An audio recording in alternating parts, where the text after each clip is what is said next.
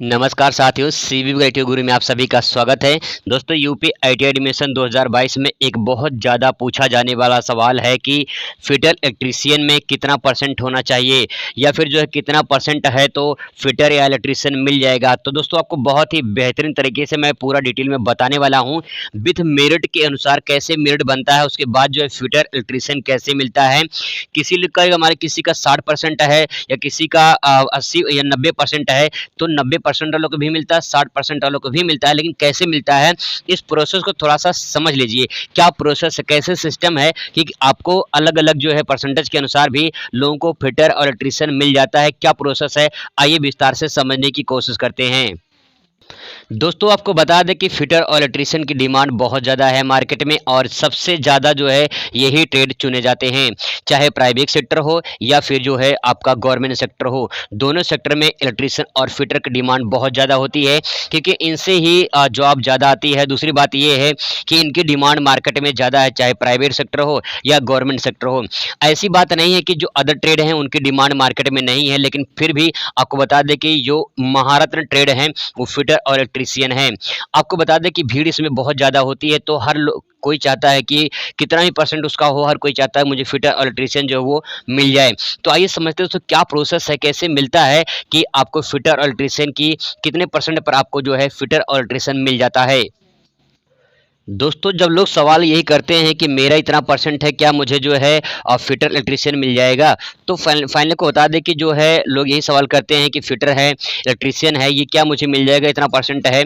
तो फाइनली को बता दें कि प्रोसेस क्या है। जब आप फॉर्म भरते हैं तो आप अपना जो है, जो आप हाई स्कूल में जो नंबर पाए रहते हैं उसी नंबर के आधार पे आपका मेरिट बनता है। अब जितना परसेंट होता है उसी के आधार पे आपका मेरिट बनता है। अब फाइनली ये दोस्तों कि कोई फिक्स नहीं है, आपको बता दें कि कोई फिक्स नहीं है कि अगर आपका 80% है या फिर 90% है या फिर जो है 60% है तो आपको फिटर इलेक्ट्रीशियन मिल जाएगा। ये कोई 100% नहीं बता सकता दोस्तों, क्योंकि मेरिट के ऊपर है।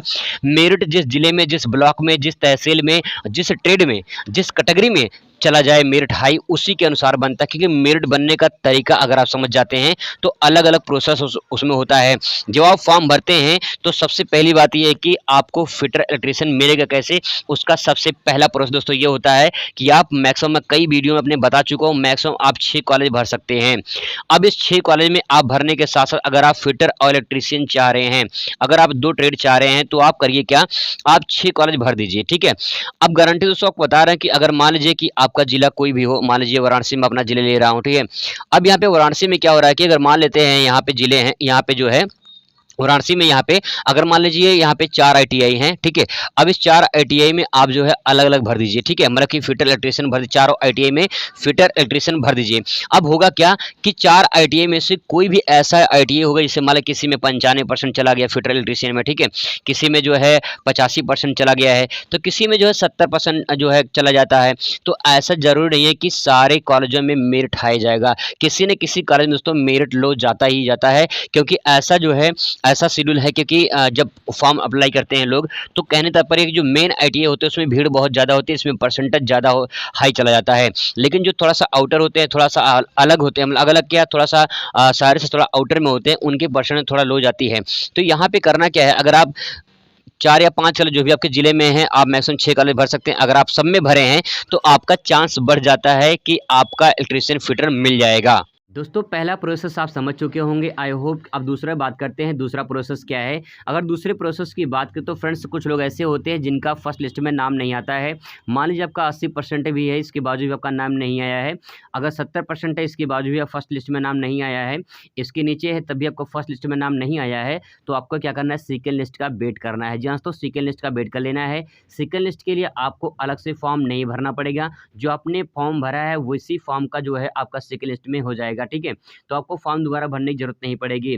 आगे क्या क्या प्रोसेस होता है दोस्तों, आपको बताते रहेंगे कि क्या करेक्शन करना होता है, कैसे कहाँ पे आपको अप्लाई करना होता है, पूरा दोस्तों आपको बताते रहेंगे। अब मान लेते हैं कि फर्स्ट लिस्ट में आपका नहीं आया है, तो आपको सेकेंड लिस्ट की वेट कर लेनी है, आपको सेकेंड लिस्ट में आपका नाम पक्का आ जाएगा। दूसरी बात ये होती है कि फर्स्ट लिस्ट में नाम क्यों नहीं आता है, इसके पीछे रीजन क्या होता है। जिनके मान लेते हैं कि 80% है या फिर 85% है या फिर मान लेते हैं 70-75% जो भी परसेंट आपका हो, अगर आप इसमें से अगर मान लीजिए आप एक कॉलेज भरे हैं, ठीक है, ठीक है, और आप 2 ही ट्रेड भरे हैं, 1 या 2 ही ट्रेड भरे हैं, तो आपके चांस डाउन हो जाते हैं, मतलब कम हो जाते हैं, आपका उम्मीद कम हो जाता है कि फर्स्ट लिस्ट में आपका नाम आ जाएगा।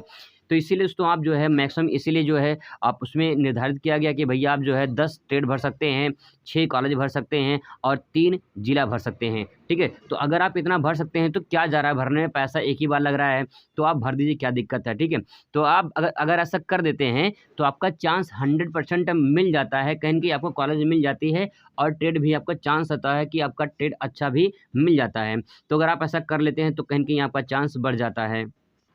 दोस्तों अगर आपको एक राय देना चाहूँगा तो मैं आपको बहुत एक सटीक राय देना चाहूँगा कि अगर मान लीजिए कि अगर आपका 50% से कम है, ठीक है, 50% से कम है और आप जो है फिटर या फिर इलेक्ट्रीशियन चाह रहे हैं, दोस्तों मैं आपको एक राय देना चाहूँगा कि आप जो है अपने नज़दीकी गवर्नमेंट कॉलेज में चले जाइए, ठीक है। एक ओपन काउंसलिंग होती है और चौथी मेरिट लिस्ट के बाद आती है, ठीक है। उसमें आपका जो रजिस्ट्रेशन किए होते हैं उनका डायरेक्ट उसमें हो जाता है, पहले आओ पहले पाओ के तर्ज पे। लेकिन उसमें चांस ये होती है कि उसमें इलेक्ट्रीशियन और फिटर जो होते हैं ये बहुत कम चांस होते हैं, 99% इसके कम चांस होते हैं कि ये सीट बची होती है, कि फोर्थ मेरिट लिस्ट आते-आते इलेक्ट्रीशियन और फिटर ये दोनों सीटें भर जाती हैं क्योंकि इनकी डिमांड बहुत ज़्यादा है, तो बहुत कम होता है कि इनकी चांस हो। तो जो ओपन काउंसलिंग होता है, ओपन में जो रजिस्ट्रेशन किए हैं उनको डायरेक्ट जाके कॉलेज में अपना एडमिशन ले सकते हैं, तो उनके लिए जो बची-खुची ट्रेडें होती हैं, उसी पे एडमिशन होता है। तो पहले आओ पहले पाओ के तर्ज पर जो है एडमिशन हो जाता है, लेकिन उसमें फिटर इलेक्ट्रीशियन नहीं मिल पाता है, ठीक है। अब करना क्या है दोस्तों, इसमें करना क्या है कि अगर आप फिर भी आप जो है इलेक्ट्रीशियन या फिटर चाह रहे हैं, तो आपको जो है एक तो तरीका ये है कि आप जो है प्राइवेट सेक्टर की तरफ जा सकते हैं, ठीक है, प्राइवेट आईटीआई कर सकते हैं। हालाँकि उसमें थोड़ा फीस ज़्यादा लगती है, लेकिन आपको बता दें कि अगर आप जो है ओबीसी, एससी, एसटी में आते हैं, जनरल वालों की भी स्कॉलरशिप आती है, ऐसी बात नहीं है। तो स्कॉलरशिप आपका जो है मान के चलिए कि आपका 18,000 से लेकर 20,000 तक जो है आपका 20,000 तक जो है आपका स्कॉलरशिप आ जाता है, ठीक है। अगर आप जो है आवेदन कर लेते हैं तो कम से कम आपका 18 से 20,000 रुपये आ जाते हैं और वहीं जो निर्धारित फ़ीस है प्राइवेट में, ये मान के चलिए 15,000 से लेकर जो है 18,000 तक है, ठीक है। 15,000 से लेकर 18,000 तक है, ठीक है, निर्धारित है। अगर इससे ज़्यादा लेते हैं तो कहें कि आपके प्राइवेट वाले कॉलेज जो है ज़्यादा ले रहे हैं, अगर इससे कम ले रहे हैं तो ऐसे बहुत सारे कॉलेज हैं जो कम लेते हैं, कम लेके अपना एडमिशन करा लेते हैं। तो फिर भी अगर आप करना चाहते हैं तो यहाँ से आप जो है किस्त वाइज़ जमा करके जो है आप एडमिशन ले सकते हैं। तो दोस्तों आई होप कि आपको जानकारी पसंद आया होगा और आपको फ़ायदा हुआ होगा। तो अगर कोई डाउट हो तो कमेंट करिए, आपका जवाब पूरा दिया जाएगा। अगर आपका कोई सवाल हो तो कमेंट करिए, आप कमेंट के माध्यम से जवाब चाहते हैं या वीडियो के माध्यम से, आपका दोस्तों पूरी जानकारी दी जाएगी। वीडियो पूरा देखने के लिए बहुत-बहुत धन्यवाद। Thanks for watching.